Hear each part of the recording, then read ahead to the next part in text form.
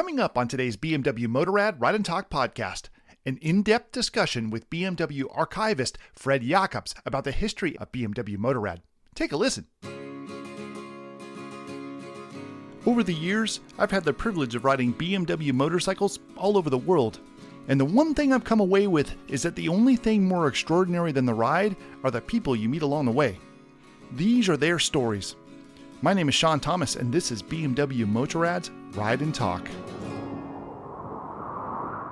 Something that you find out and you work on my job, every year or every moment you are learning a little bit more. Those of us that follow the history of BMW know that Munich, Germany is where it all started. More than 100 years ago, a small group of designers and engineers were producing airplane and vehicle engines, and in 1923 developed and sold their first complete production motorcycle. 100 years later, that very first building inhabited by BMW still stands and now features a museum dedicated to vehicles and artifacts that highlight BMW's diverse history. Today, we sit down with Fred Jakobs, head archivist for the BMW Group. Together we discuss some of the remarkable exhibits on display at the museum and come to understand Fred's perspective on the rich history of BMW Motorrad. So, Fred, you have so many vehicles here, and it's my understanding that you are a fan of motorcycles first and foremost. Yeah, it's. I'm a BMW fan. Yeah. Every vehicle, also private, is a BMW. Sure. Car of my wife, car of the daughter, motorcycle of the daughter, my motorcycle, of course, and also two historic bicycles. Oh, no kidding. And you have a F650 ST, is that correct? I had one. No, I haven't. This is now on the way to a museum because there's a collector somewhere in the US. I told him, you don't have this bike, you need to have this bike. And that's a rare one, I think. The 650 ST, that was... The ST isn't so rare. Everybody thinks the F650 is it a real BMW, but the F650 is the most built bike in the 20th century. Is it really? Yeah, it's not the GS. The GS started with this high production number in 2001 or so on. And it's my Louise's and both my first BMWs were 650. Yeah, it's a beginner's bike. I bought it with 5,000 kilometers. It was like new. I think it's a beginner's bike. Yeah. But you can do everything with this bike. It was especially in a city like Munich. Yeah. I think the reason that you probably don't have a 650 ST in your museum is people are still busy out riding it, yeah? No, we have one in the museum. Oh, you do? Yeah, yes, of course. I put it in and I said it's the most built bike, and because this bike is something special and it explains a lot about BMW. People ask what's typical for BMW, and the first answer is boxer engine, shaft drive, and then you look at this bike. So it's a single cylinder, and this has no shaft drive, but it sold very well because this is a bike that gives you the pleasure of riding. So for me, it was perfect riding around Munich.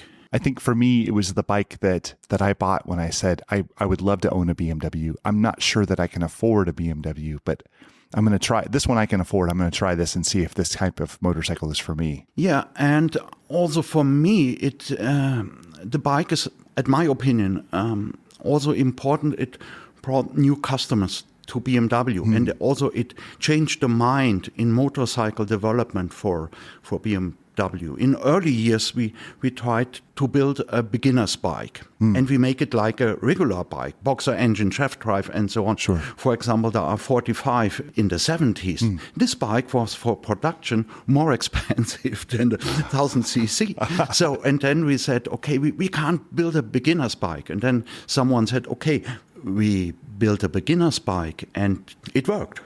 You know, when you come to this museum, you're, of course, going to see a lot of history of BMW, but the museum itself is historical, yeah?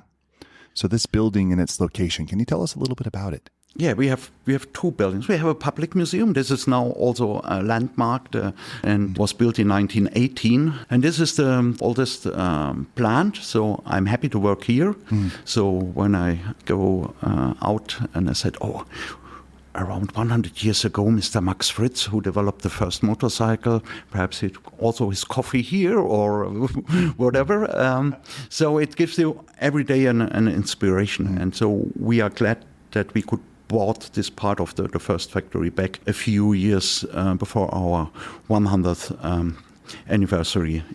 One of the most striking displays that you have is a motorcycle here that is not a BMW. I think it's a Victoria, and it has a BMW motor in it. Can you tell us a little bit about that and how it applies to the history of this place? Yeah, BMW, Bayerische Motorenwerke, Bavarian Motor Works, Engine Works, and we start with big engines. Of course, we have big, huge six-cylinder aircraft engines. Then we built four-cylinder engines for boats, for trucks, and farming machines, and so on. And then there comes in the idea, let us build a motorcycle engine. And we built a motorcycle engine, and this was a little success. So we got thousands that we built, and we deliver it to other manufacturers. So we have hundreds of motorcycle manufacturers at the beginning of the 20s here in Germany. Yeah. The center was in Berlin, the other around Nuremberg. And we support them with engines, because most of these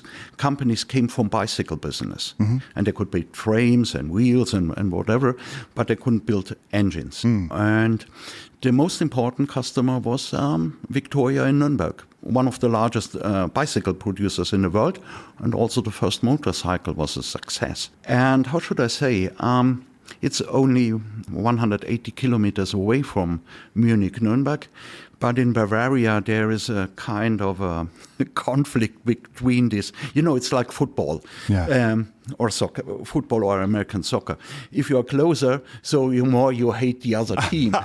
And it's also here that some of the things are friendly, but the one is Franconia and Munich is Bavaria. Today everything is Bavaria. And they said, we don't want to give these Bavarian guys the money for the engines. We built our own engines. And that was the reason that BMW said, okay, the most important customer is gone. He wants to build his own engine. Let us build our own motorcycle. And that happens at the winter 1922-1923 when Max Fritz, the head of development, he was responsible for the successful aircraft engines also. He designed in a few weeks the whole bike. Yeah. And this is what we now know is the R32. Yeah. And the R32, can you help people understand what that symbolizes, the R and the 32 of the name? We have also aircraft engines, and we have a lot of developments. And they put a letter first. For example, M is for motor, for engine.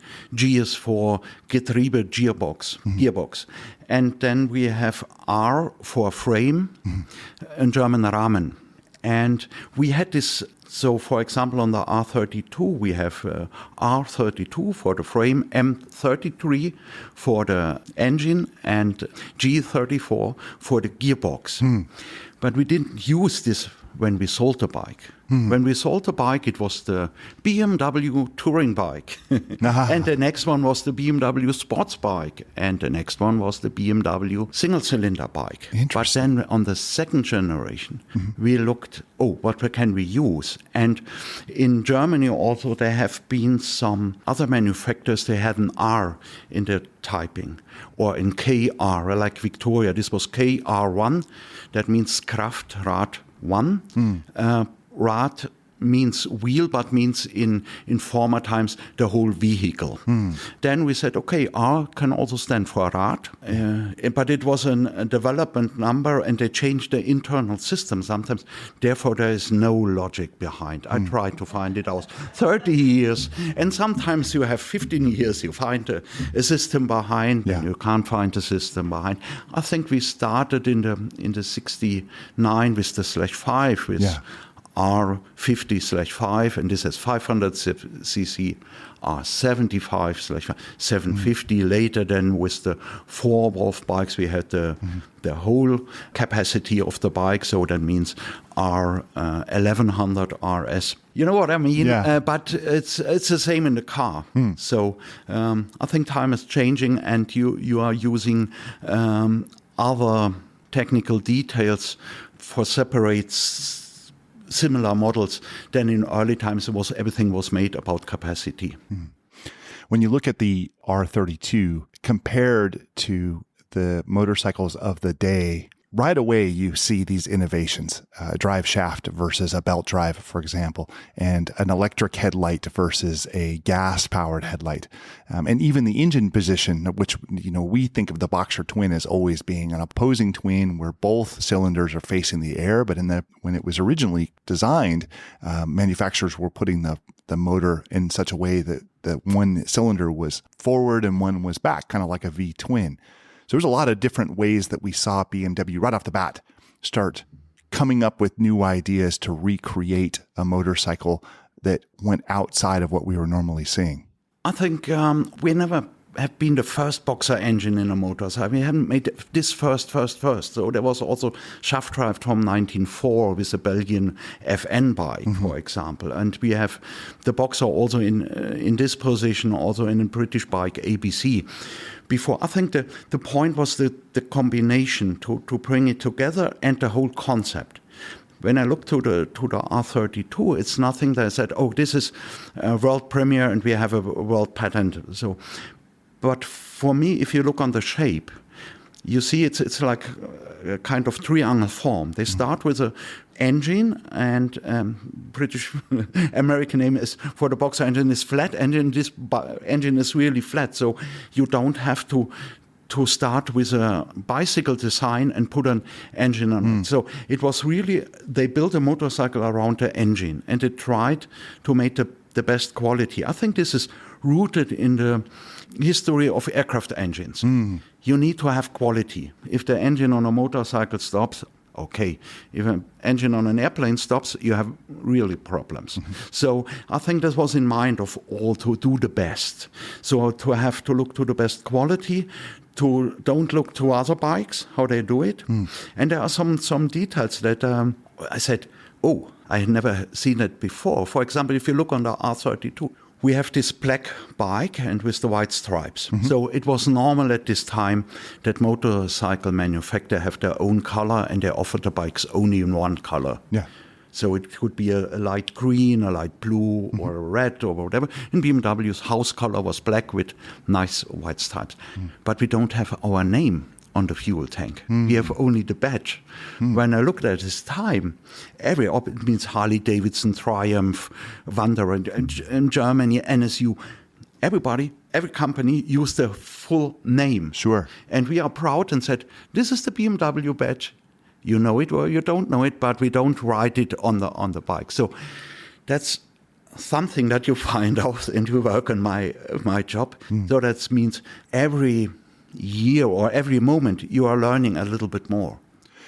So the next thing that we see in the museum, we go straight from understanding the very first BMW, and the very next thing we see is an exhibit on making motorcycles go fast. And it's fascinating to me that this seems to have always been part of the lifeblood of BMW and motorcycling in general. How fast can we make it go? I think, yeah, this is in the blood was the competition with the best and also the best in the world. I think in the early years we have two reasons to do that. The one thing is, I think, to compare with the other bikes, the other manufacturers. Today in the magazines you have the 8 top super bikes, the 6 best off-road bikes, and so on. But at this time, if you look in the magazines, there was a description of the bikes, but nothing to compare it. If you look in the newspaper, today, for example, here in Munich, a very big daily newspaper, on every weekend they have a part for vehicles and traffic. At this time they didn't have. But if there was a race, they wrote on it. So It was very important for public relation, and of course you can have on your advertising. If you look in the 20s and 30s, also British bikes and so on. Last year, 145 wins, and then of course at the end of the 20s, we have the fastest bike in the world. Yeah. So nobody knows the race in Italy more difficult than the race in France, but the fastest motorcycle in the world, you have it all in the world. And with the beginning of this racing activities and also international activities, then started also the export in several countries. For example, the 6 Days event in 1926 with the R37. There are a lot of drawings and sketches from the journalists about the perfect BMW, the German motorcycle. Then you look the next year, we sold bikes to England, we sold bikes to America, to South America, in whole Europe. So people read it, and the bike was very expensive. But I said, okay, this seems that this is a very good bike because a newbie started, not a perfect racer, and he won a gold medal there. The other point is, of course, for technical innovations. You test, the racetrack was the test rig, the test bench for everything like the rear suspension or the hydraulic telescopic fork and everything. It's very interesting in motorcycles and performance because the first idea, it seems like, for going fast was just get as much power to the rear tire as possible. And you look at the bikes that existed then that were breaking records, and they look dangerous. You know, you pointed out, this bike does not have brakes, for example. It doesn't need brakes. This bike is just there to go fast. And, you know, we know today the aerodynamics, of course, and suspension and the type of tires that you use and the electronics, that's all a huge factor. But back then, we had none of this. It was just the motor and the rider tuck down and go fast. That was a very pioneering time, I think. Yeah, and it was also pioneering with aerodynamics. Of course, they learned. If I go close to the handlebar, I'm a little bit faster, and so on. And they found out that it was trial and error. Because aerodynamic was, they learned at this moment, it's easier to go faster with aerodynamic innovations. Also the details, we talk about brakes. Okay, they have no brakes, but what's about the tires? The tires haven't been made for such a speed, for such an acceleration. As we dive so deep into the history of Motorrad, we, of course, have to remember that BMW was making cars at the same time. And and it's interesting to me how today we see a lot of technology that is maybe born on the car side that finds its way into the motorcycle side, and maybe vice versa. Was that the case historically? Did we see development of cars having an influence on the motorcycles and vice versa in any way? I'm not sure, of course, but if you look on an anti-brake blocking system on a car and on a motorcycle, they are different. But we have all the facilities, and we have this knowledge from there. We didn't start at point zero. So we can use it, but for example, the size and the weight is a big problem. And then, of course, if you have a two-wheeler and a four-wheeler, when the system came on the car business, everybody wants to have it. And we have it on a motorcycle. Nobody wants to have it because I can brake better than this. I want to. And then they learned, for example, that it helps. We talked about my motorcycle. I have the F1 800R. And it was the first bike with such a system that I owned. And I had my first trip with my daughter. She has the same bike. Then I had I need to have a brake behind a corner. Nobody thought there is a traffic jam. And it's so easy. And of course, we learned from car, the catalytic converter. For example, we have this technology, but it's always the problem if people want to buy it. But especially on the ABS and on the catalytic converter, we have been the first on a serial bike. So we also have the customers that they want to have this technology. There was a point historically when we look at the line of motorcycles that you have in your museum where things start getting colorful. We start seeing motorcycles with lots of different colors, and this just was not the way of it for Motorrad for so long. What changed, and how did that come to be? Yeah, we go back we look back in our history, it was absolutely clear. It's kind of black with white stripes. That was sort of a signature for BMW, yeah? Yeah. If you saw a black bike with white pinstripes, then you were looking at a BMW most times, yeah? Of course, the black color, other manufacturers had other colors, but always own one color during that time. It's not like cars. In the 30s, you have red, green, blue, black, and so white, and so on. But the motorcycle, also the British bikes, the American bikes, one color. Yeah. But then at the end of the 50s, it started that the BMW bikes at this time looked a little bit old-fashioned. And also in the American market in the 60s, we decided to have red, gray, green, blue. Because before we had only black bikes, and from 61, our brand shaper, the 69S, was like a negative. So everything that on the other bikes have been black was their white. Yeah. And everything that was white is their black. There's a rumor out there that somebody just went over to the car side and borrowed some paint and brought it over and said, okay, you want bikes that are not just black? Here you go. We've got a red one, for example, which was the same shade of red that you use on the cars, yeah? Yeah, we have absolutely the same color. I think they didn't want to mix it. So because at this time, it was only a few hundred. At this time, the car business was huge. So we had to remember that in the 60s, we sold less than 10,000 bikes a year. So it was not such a big market. Yeah.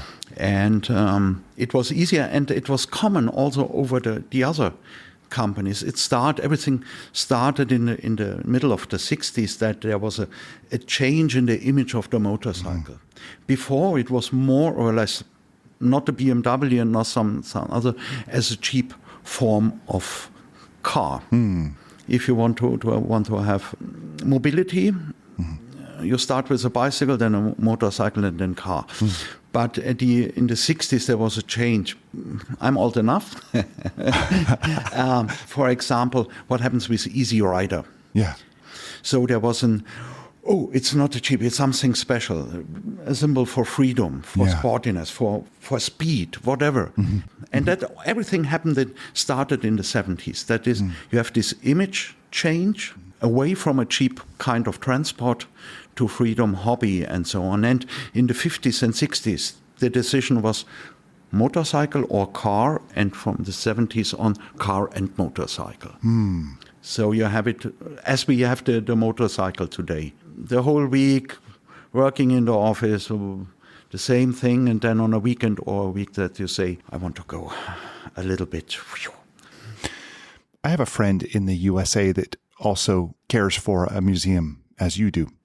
And we spoke about restoration, and he explained to me the three basic schools of thought that he must consider during restoration. Because inevitably, any vehicle that's sitting for any period of time, no matter what it's made of, it's going to start to deteriorate.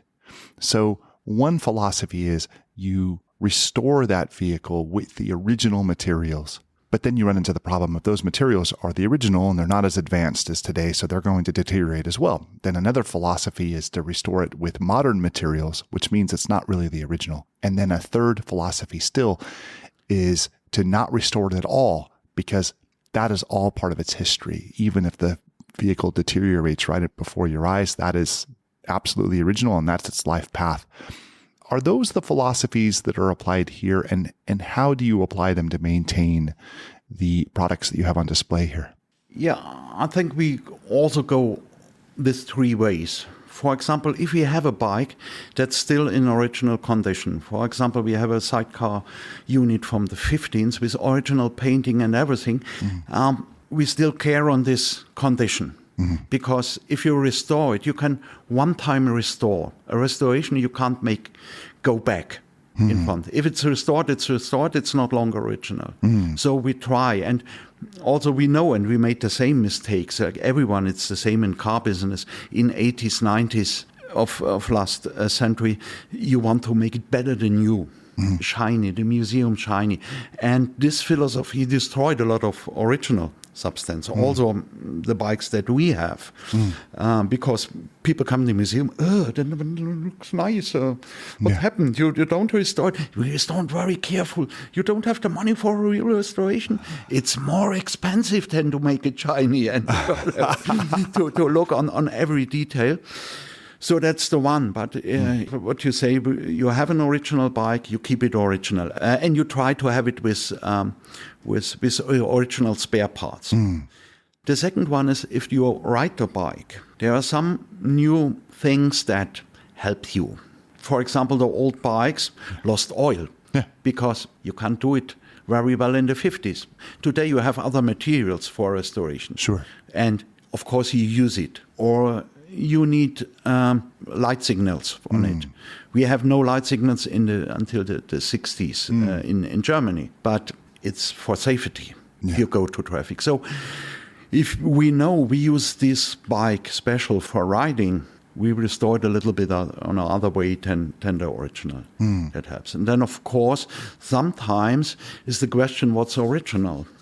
I remember now we have all this, especially with the R90 and the R8 in the scene, that people build their own R90 on a workshop and so on. And we have the same also in the 70s. As I told you, old-fashioned 60 years BMW, they tried to make an easy rider with a ape-hanger handlebar and a long fork and so on. And this motorcycle has 15 years the original condition and now 50 years this easy rider look, what's original. So I think if you have only a few left, you have to keep it original. But people say when it starts with this coffee bike scene and they take an original R100 RT and they build a bobber or whatever, and I said, and there's no historical heritage that you have to protect because there are a lot of other 100 RT on the market in the museums around. Probably my favorite motorcycle in BMW's lineup is anything in the GS line. I love the GS. And I, of course, expected to come to this museum and see an R80 GS, which you have. But one of the things that fascinated me was that you realize when you're standing in this museum that things like riding off-road has a heritage that goes well beyond the first R80 GS. You see some of the original BMWs being ridden across country in the dirt with luggage mounted to them, and riders, pioneering going to places where there was no asphalt and no concrete. So you start to understand when you stand here that things like riding fast and things like riding off-road did not start with what we consider to be the first models. They started long, long before that with innovators creating motorcycles to do this. Yeah, we have this photo albums from private riders. We have, for example, I showed you the one that two Dutch riders went from Indonesia, Java at this time, to the Netherlands, and they went days around the deserts and so on, and they don't have these maps, they don't have this GPS, and so that's what I mean. There's, of course, this motorcycle was always special, that people also explore the world and so on. If you want to travel around the world as a globetrotter only with a tent on your back and a few things with you, you can do it. And if you can do that, of course, you can go in the Alps and ride a little bit on the small unpaved roads. Sure. It should work. So that's, I think, the GF thing. One of the most striking things I saw in this museum was seeing a modern S1000RR race bike here, which we all know is the BMW's pinnacle of competition sport bike. But then we also see a race bike made from the 1920s and 30s. And there's a lot of carryover between those two machines. A lot of the positioning of the body on the bike is very similar. And it's fascinating to me to think in another 100 years, there will be another bike or many bikes that have a completely different look and feel, but carry some of those same things. The wheels will always probably be in the same place. The handlebars will be, and the seat will probably be in the same place. But the technology that propels you will change. And that's really exciting, I think. Yeah, and I think especially on the race bikes, you look for the superlative. Most power, less weight, best aerodynamics and so on. I think that's also a line that starts from beginning on. As we said, they don't have fairings, but they learned very early, if I have this kind of handlebar, I can ride it lying on the fuel tank. And on the long straights, I'm a little bit faster than before. And of course, if I change that, I have 3 horsepower more. And if I put the light away, I'm earning 2 kilograms or whatever. As I know, the first version of the double R, these have been the 2 headlights with the less weight. So always these guys looked, there is 10 grams, there's 20 grams. And if I take this, it's a little bit better aerodynamic. And I push the engine there is 1-2 horsepower more. So that's all over the 100 years. And if we talk about racing, I think that would be perhaps the same in 100 years. It's a significant year. It's the 100 years anniversary for BMW Motorrad. And of course, you're in the best place to see machines from the past 100 years. Will you have any sort of a special exhibit here to commemorate this? Yeah, we will have one in the museum. My colleagues are working on it. So then, of course, we have the BMW Motorrad days in Berlin. Berlin, we presented the R32 on the fairground 100 years ago, and on the same fairground are the Motorrad days. So I think this year would be a fantastic year for BMW fans, not only for fans for historic bikes. I think there's party time. Germans know how to party. That's been my experience. Yeah, and no sense of humor, and that's always the problem. Fred, how can people learn more about this museum and how to find you? Oh, people can, of course, come to the museum and have a look to the bikes. There are some fantastic books on the market. And I think if you go to a search engine, I don't know the exact name, I'm an old man, but if you look BMW motorcycle history or in your language. Sure. Fred, I want to thank you for taking the time to talk with us. It was really amazing. Thank you so much. Yeah, thank you. It's good.